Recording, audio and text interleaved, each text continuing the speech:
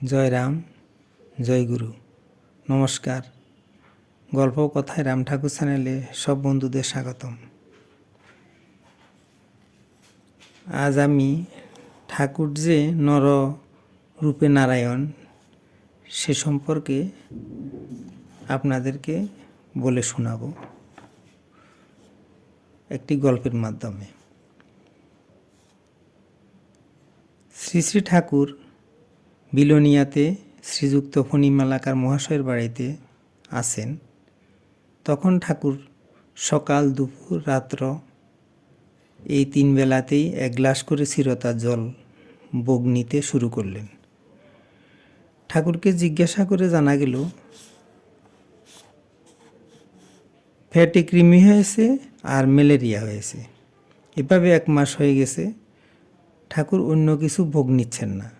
ফণিবাবু বিরক্ত হয়ে উঠলেন। তিনি জোর করে ঠাকুরকে কিছু ফল ভোগ দিলেন এবং বললেন, ও ঠাকুর, বাজারে আর চিরতা পাওয়া যায় না।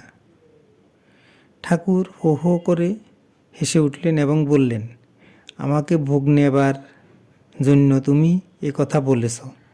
যা হোক, এবার ঠাকুর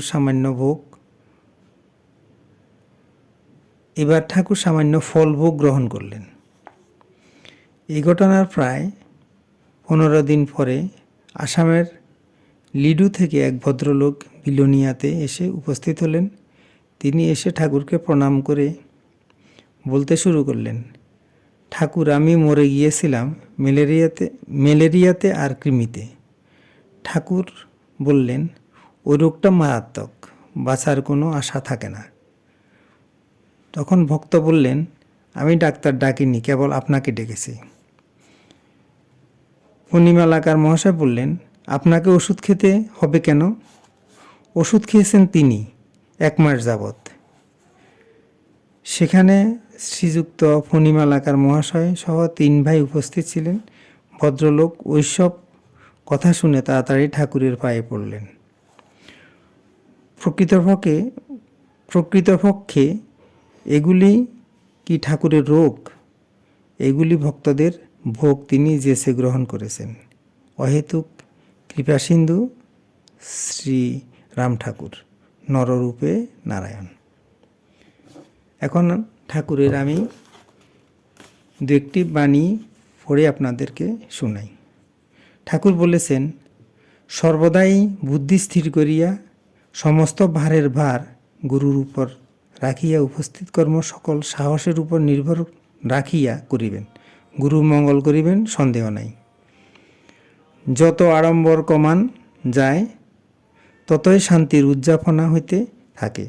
ভগবান নির্জন, নিবৃত, অনাবৃতেই উদয় থাকেন, আবরণ মায়া।